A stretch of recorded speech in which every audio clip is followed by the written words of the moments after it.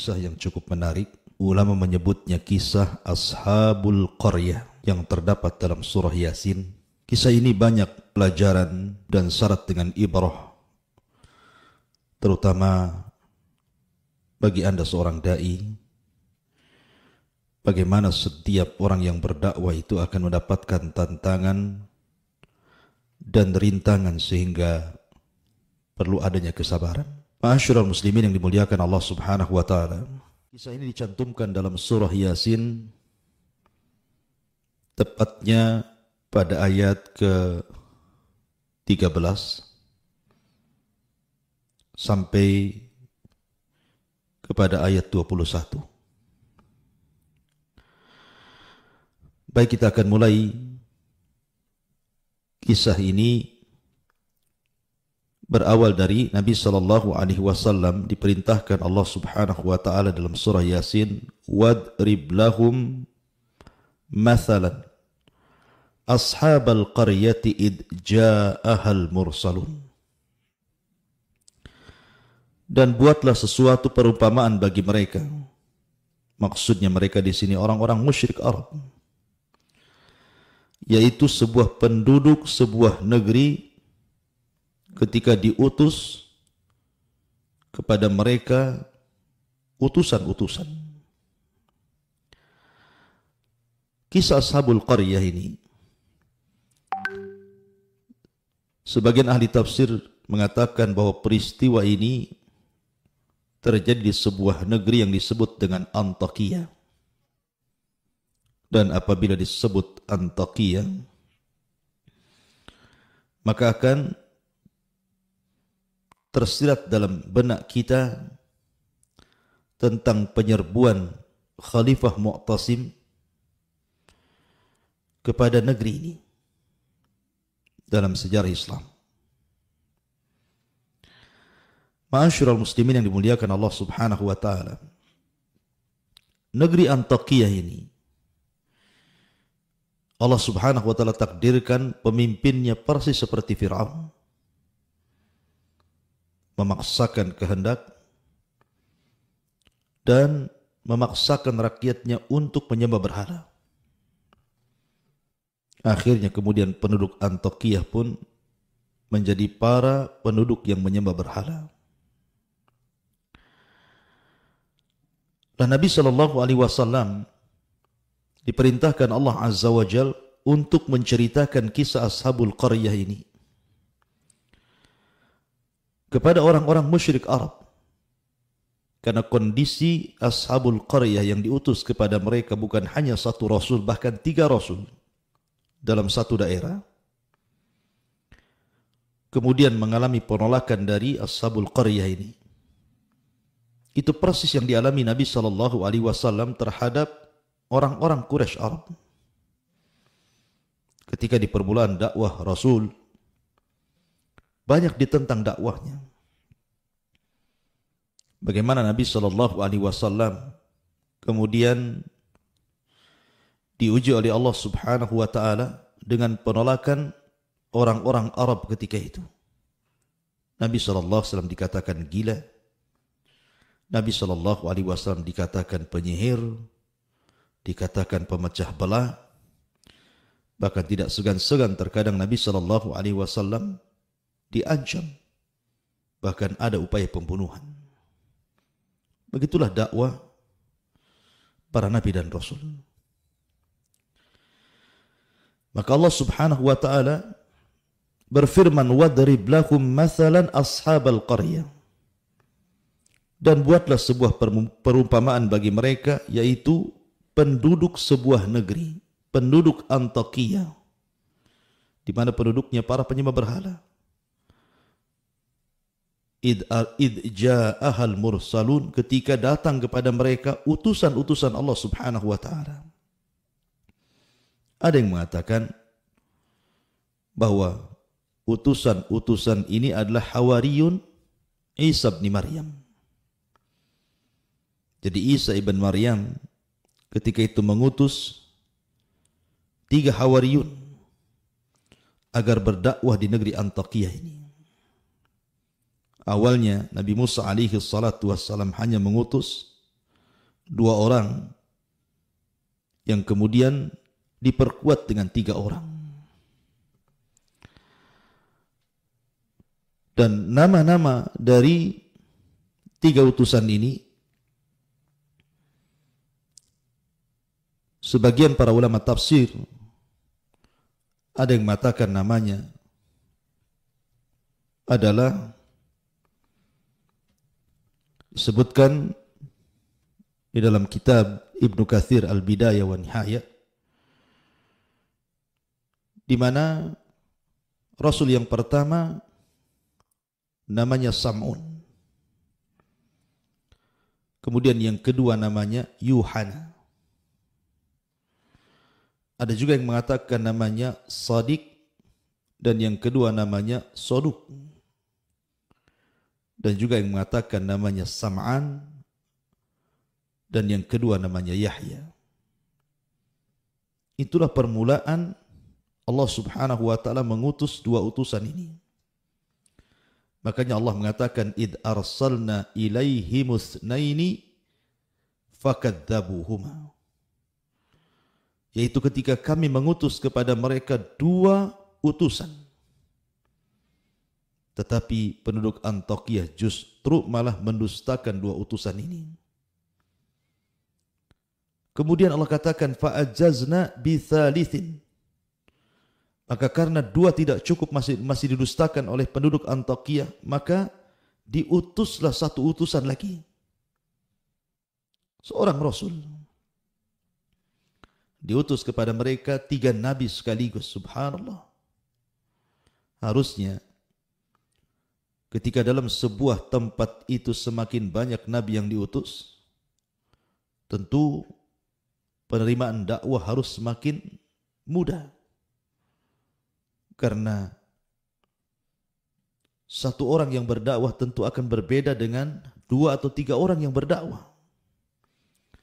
Tetapi Allah Subhanahu wa ta'ala sudah tutup hati-hati orang Antiokhia ini, sehingga mereka justru menolak dakwah 3 utusan ini.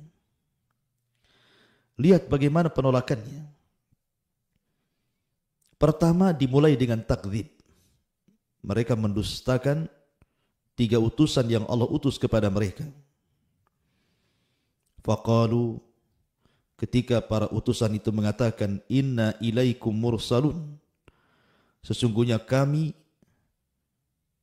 diutus oleh Allah Subhanahu wa ta'ala untuk berdakwah kepada kalian. Lihat jawabannya. Qalu ma antum illa basyarun mithluna wa ma anzala rahmanu min syai'in in antum illa takdzibun. Mereka mengatakan, penduduk negeri itu mengatakan, kamu ini hanyalah manusia seperti kami, dan Allah yang Maha Pengasih tidak menurunkan sesuatu apapun, sesungguhnya kalian hanya para pendusta saja. Ini awal penentangan Ashabul Qaryah, menentang para nabi dan rasul yang datang kepada mereka dengan cara takdzib, mendustakan mereka. Dan itulah budaya musuh-musuh para nabi dan rasul. Pertama takdzib, mendustakan.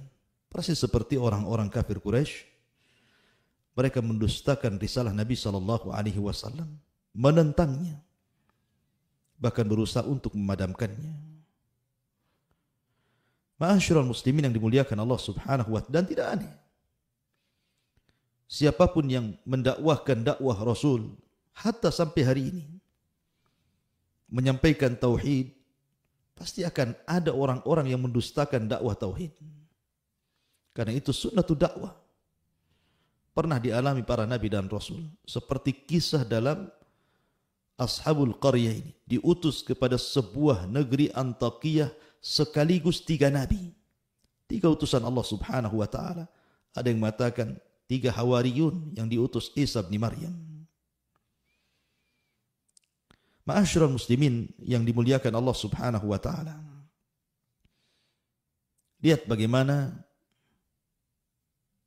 jawaban para rasul. Dengan bijaknya mereka mengatakan, qalu rabbuna ya'lamu inna ilaikum lamursalun wa ma 'alaina illal balagul mubin. Maka para rasul itu menjawab, Tuhan kami mengetahui sesungguhnya kami adalah utusan-utusan Allah kepada kalian, dan kewajiban kami hanyalah menyampaikan perintah Allah dengan jelas. Seolah-olah para rasul mengatakan, kalian mau beriman atau tidak dengan kami, itu urusan kalian. Tetapi kami datang diutus oleh Allah Subhanahu wa taala untuk mendakwahkan kalian.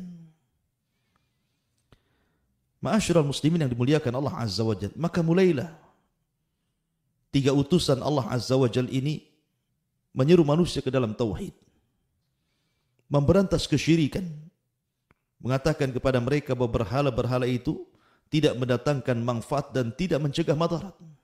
Kembali kepada tauhid. Tapi mereka malah mengatakan, kalian ini hanya manusia sama seperti kami. Seolah-olah mereka mengatakan, kalau memang Allah Subhanahu wa taala mau, kenapa Allah tidak mengutus malaikat kepada kami? Kenapa mesti kalian yang diutus? Subhanallah. Padahal Allah Subhanahu wa taala mengatakan, "Lau ja'alnahu malakan la ja'alnahu rajulan." Sekiranya Allah Subhanahu wa taala mengutus seorang malaikat sekalipun untuk menjadi seorang rasul, tetap malaikat itu tidak mungkin dalam bentuk aslinya. Maka Allah katakan, seandainya kami jadikan rasul itu malaikat, la ja'alnahu rajulan. Tentu kami juga akan membentuk dia seorang laki-laki, seorang manusia. Tidak mungkin malaikat dalam bentuk asli berdakwah. Seperti Jibril memiliki 600 sayap. Kemudian muncul di tengah-tengah manusia, mendakwai manusia. Bukan diterima, malah ketakutan orang. Artinya bahwa ketika Allah Subhanahu wa taala mengutus seorang nabi, seorang rasul dari kalangan manusia itu supaya mudah ditiru. Kalau seandainya rasul kita, nabi kita adalah malaikat, bagaimana cara menirunya? Malaikat itu tidak makan, malaikat itu tidak minum, malaikat tidak menikah, malaikat tidak punya keturunan. Dan banyak sekali perbedaan kita dengan malaikat. Sehingga kalau seandainya rasul kita malaikat, macam mana kita akan meniru cara makannya, cara minumnya, cara nikahnya, cara mendidik anaknya, sementara mereka tidak memiliki itu semua. Makanya Allah Subhanahu wa taala mengutus manusia supaya mudah ditiru. Karena manusia itu nampak bagaimana cara makannya seorang nabi, kita tiru. Bagaimana cara minumnya seorang nabi, bagaimana cara ibadahnya, dan begitu seterusnya. Tetapi yang dikehendaki penduduk Antakya ini hanya sekedar mendustakan Rasul karena sombongnya mereka. Ini penolakan pertama. Penolakan yang kedua, istihza. Mulai mereka kemudian istihza, mengolok-olok 3 utusan ini. Lihat bagaimana Allah menggambarkan mereka memperolok nabi-nabi yang diutus kepada mereka. Qalu inna tatayyarna bikum la illam tantahu lanarjumannakum wa la yamassannakum minna adzabun alim. Qalu inna tatayyarna bikum. Allah Subhanahu wa taala berfirman, sesungguhnya kami bernasib sial karena kalian. Lihat, mulai mengejek. Dulu sebelum datang kalian, kami tenang-tenang saja. Kami baik-baik saja.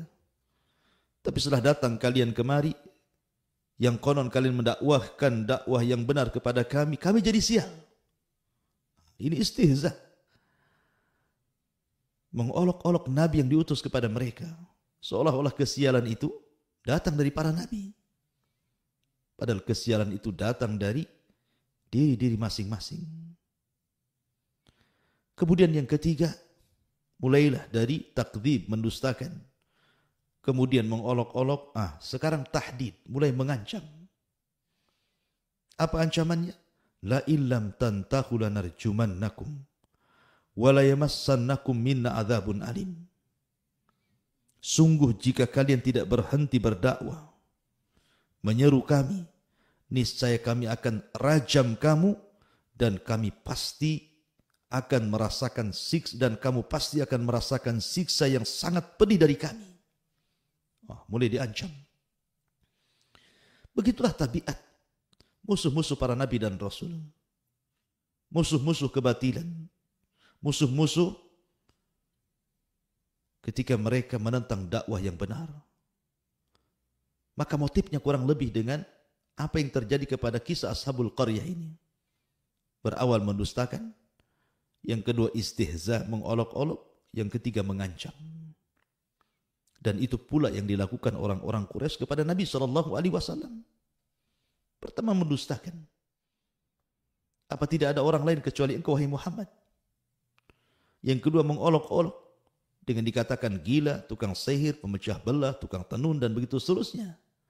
Akhirnya tahdid, mengancam untuk membunuh Nabi SAW, dan itu menjadi sebuah kenyataan.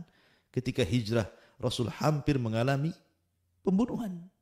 Kalau bukan karena Allah Subhanahu wa Ta'ala menyelamatkannya. Ma'asyiral muslimin yang dimuliakan Allah Azza wa Jalla. Maka Allah katakan, qalu ta'irukum ma'akum a'in dzukirtum bal antum qaumun musrifun. Utusan-utusan itu berkata, kemalangan itu atau kesialan itu datang dari kalian sendiri. Apakah karena kamu diberi peringatan sebelumnya kamu adalah kaum yang melampaui batas? Tidak ada urusan kesialan dengan kedatangan kami, dengan kesialan kalian. Ma'asyiral muslimin yang dimuliakan Allah Subhanahu wa Ta'ala. Maka Allah Subhanahu wa Ta'ala katakan, wa jaa min aqsal madinati rajulun yas'a qala ya qaumi ittabi'ul mursalin. Ketika permusuhan para nabi dan rasul dengan kaum Antiokhia ini semakin sengit, dan negeri Antiokhia semakin mendustakan dakwah para utusan, terdengarlah ke sebuah tempat oleh seorang laki-laki, seorang ahli ibadah, seorang yang saleh, namanya Habibun Najjar, mendengar bahwa negeri tersebut menolak utusan. Maka Habibun Najjar, seorang laki-laki yang sedang sakit judam ketika itu, tapi dia ahli ibadah,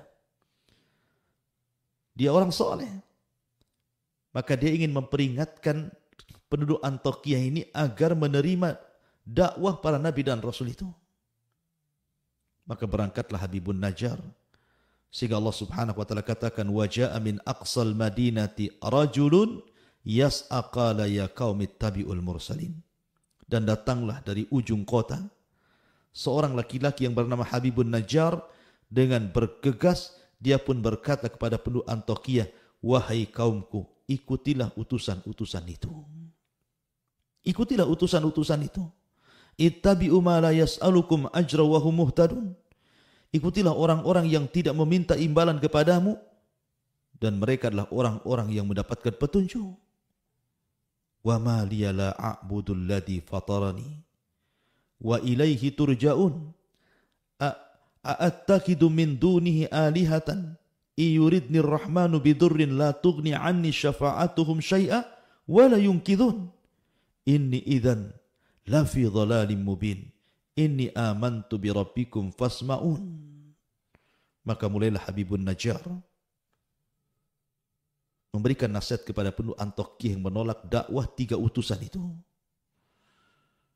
Dan dia mengatakan, ikutilah orang yang tidak meminta imbalan kepadamu, dan mereka adalah orang-orang yang mendapatkan petunjuk, dan tidaklah ada alasan bagiku untuk tidak menyembah Allah yang telah menciptakanku, dan hanya kepadanya lah kamu akan dikembalikan. Mengapa aku akan menyembah Tuhan-Tuhan selainnya? Jika Allah yang Maha Pengasih menghendaki bencana terhadapku, pasti pertolongan mereka tidak berguna sama sekali bagi diriku, dan mereka juga tidak dapat menyelamatkanku. Sesungguhnya, jika aku berbuat begitu, pasti aku akan berada dalam kesesatan yang nyata. Sungguh aku beriman kepada Tuhanmu, maka dengarkanlah pengakuan keimananku. Lihat bagaimana Habibun Najjar terus menasihati, memberikan permisalan terhadap dirinya yang beriman kepada para utusan itu. Akan tetapi apa yang terjadi? Ketika Habibun Najjar ini berusaha mengingatkan jangan tolak ajaran 3 utusan itu, justru akhirnya kemudian dia pun ditangkap. Ada yang mengatakan digalikan lubang, dimasukkan ke dalam lubang, kemudian dirajam sampai mati. La haula wa la quwata illa billah. Akhirnya orang soleh ini pun meninggal dunia. Padahal dia hanya mengingatkan kaum Antakiyah untuk menerima dakwah 3 utusan itu. Tapi apa yang terjadi? Justru penduduk Antakiyah malah membunuhnya. Dan ini awal daripada bencana. Membunuh orang saleh. Membunuh ahli ibadah. Ketika Habibun Najjar ini kemudian dipukuli, dilempar dengan batu, dirajam, kemudian dikubur. Separuh badannya dan dilempari dengan batu. Sampai akhirnya Allah takdirkan dia pun meninggal. Ruhnya Allah masukkan ke dalam sorga. Ruh Habibun Najjar ini sempat Allah masukkan ke dalam sorga. Kemudian melihat-lihat keindahan sorga. Melihat-lihat pohon-pohon sorga, istana-istana sorga, taman-taman sorga. Dan semua nikmat yang ada di sorga. Maka Allah mengatakan dalam Al-Quranul Karim, qila dkhulil jannah qala ya laita qaumi ya'lamun bima ghafarari rabbi wa ja'alani minal mukramin. Maka ketika dikatakan kepada Habibun Najjar, masuklah kau ke sorga, maka dia pun ke sorga. Ketika itu dia berkata, alangkah baiknya seandainya kaumku mengetahuinya. Aku sudah di sorga sekarang. Coba kalau seandainya kaumku tahu bahwa ketika aku mati dan Allah masukkan aku ke sorga, tentu mereka tidak akan menolak utusan-utusan itu. Tapi mereka justru menentang nabi-nabinya. Maka Habibun Najjar kemudian mengatakan, alangkah baiknya sekiranya kaumku mengetahuinya, apa yang menyebabkan Tuhanku memberikan ampunan kepadaku dan menjadikan aku termasuk orang-orang yang telah dimuliakan. Subhanallah. Ma'asyiral muslimin, ketika penentangan kaum Antakiyah kepada 3 utusan ini semakin menguat, terlebih ketika kemudian mereka sudah membunuh orang saleh yang mengingatkan mereka agar jangan menolak 3 utusan itu, dan itu awal bencana bagi mereka, maka Allah subhanahu wa ta'ala murka kepada mereka. Allah katakan, wa ma anzalna ala qaumihi min ba'dihi min jundim minas sama wa ma kunna munzalin. Kemudian setelah dia meninggalkan kami, dan setelah dia meninggal, maksudnya Habibun Najjar meninggal, kami tidak menurunkan satu pasukan pun dari langit kepada kaumnya, dan kami tidak perlu menurunkannya. Biasanya Allah subhanahu wa ta'ala kalau mengadab terkadang menurunkan nampak adabnya seperti Ashabul Fil. Diadab oleh Allah subhanahu wa ta'ala dengan rombongan ababil. Dan begitu seterusnya. Tapi Allah subhanahu wa ta'ala tidak menurunkan tentara-tentaranya. Cukup 1 malaikat saja Allah turunkan kepada mereka. Jibril alaihi salatu wassalam. Tiba-tiba Jibril ini berteriak satu teriakan. In kanat illa sayhatan wahidatan fa idahum khamidun.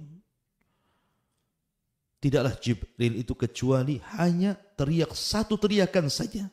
Satu teriakan saja. Tidak lebih. Tapi apa yang terjadi? Yang terjadi, Allah mengatakan fa idahum khamidun. Tiba-tiba mereka semua berkelimpangan mati, tidak bernyawa. Tidak ada satupun yang selamat dari negeri Antakiyah itu. Lihat bagaimana akhir daripada para penentang para nabi dan rasul. Allah adab mereka. Ma'asyiral muslimin yang dimuliakan Allah subhanahu wa ta'ala. Maka dari sini hendaklah dijadikan pelajaran bagi kita untuk tidak menentang ajaran nabi-nabi kita. Untuk tidak menolak ajaran Nabi kita Muhammad sallallahu alaihi wasallam. Karena Allah Subhanahu wa taala berfirman, "Falyahdharil ladzina yukhalifuna an amrih an tusibahum fitnah wa yusibahum adzabun alim." Hendaklah takut orang-orang yang menyelisih perintah Rasulnya akan ditimpakan kepada mereka fitnah, atau boleh jadi akan ditimpakan kepada mereka adab yang sangat pedih. Begitulah nasib Ashabul Qaryah yang menolak 3 utusan, yang harusnya dengan banyaknya utusan mereka dimudahkan untuk menerima dakwah, tapi justru sebaliknya mereka malah menentang, menolak, sehingga Allah Subhanahu wa taala turunkan adab kepada mereka. Wallahu alam. Ini di antara kisah Ashabul Qaryah yang terdapat dalam surat Yasin.